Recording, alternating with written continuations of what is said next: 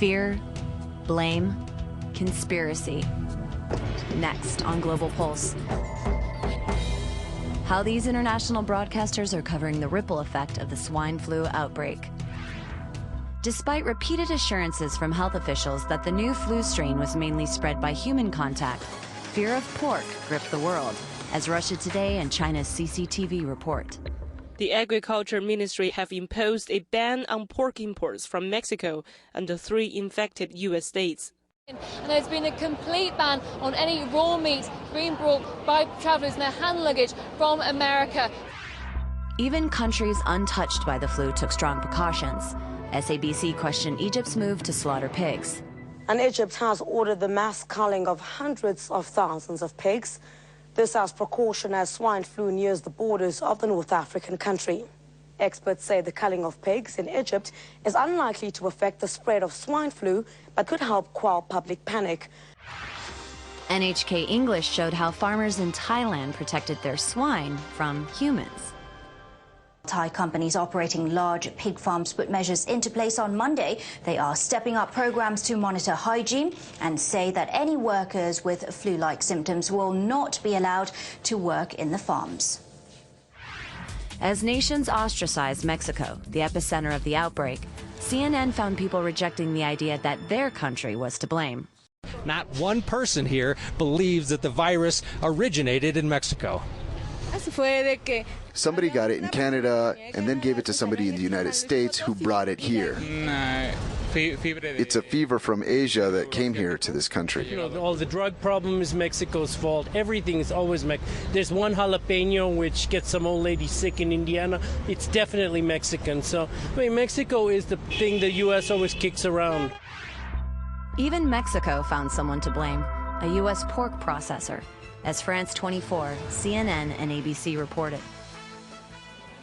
This is ground zero in the swine flu outbreak, La Gloria. A month ago, La Gloria had its own flu epidemic. More than 800 people in the town of 2,000 got sick. When people here heard that a case of swine flu had been traced to this area, few were surprised. And in the next breath, they'll tell you they think they know where it came from. The industrial pig farm is huge and owned by American company Smithfield Foods. But the Mexican Department of Agriculture and the company itself said they've done testing, and the tests have come back negative. For the past 2 years, villagers have complained about sanitary conditions on the farm. They say the smell of rotting carcasses and manure is overwhelming. It's all part of the largest pig farming company in the world, with nearly 1 million pigs raised here each year. Galavision showed how some people searched for ways to protect their health, while others looked for ways to line their wallets. Sales of vitamin C and antiviral medications are up 300 to 500%. Some pharmacies are limiting the sale of face masks, but some people are buying large quantities and reselling them on the street at a big markup. Flu fear sparked a run on face masks in Japan. FCI's reporters went to extremes to tell the story. The sale of medical masks and goggles has dramatically increased. This company is flooded with orders for medical supplies from people not only in medical offices, but also ordinary people. The sudden appearance of the flu virus sparked a lot of questions. ITN and Russia Today found no trouble presenting extreme theories. The scientists are very alarmed by the way it's being spread and the speed at which it's being spread. And it's their conclusion that this is a very unusual form of flu because it looks like it is a product of some gene splicing. To them, it doesn't look like this is naturally occurring. If there's one thing you can count on to spread faster than a deadly virus, it's conspiracy theories about that virus.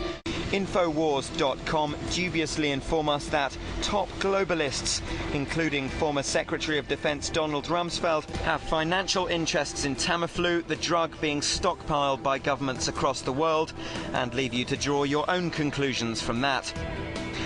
For Global Pulse, I'm Erin Coker.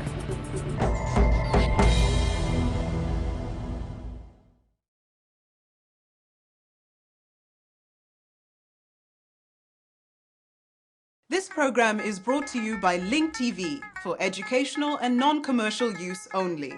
Link TV is the only US network dedicated to global and national news, uncompromising documentaries, and diverse cultural programs. programs that connect you to the world.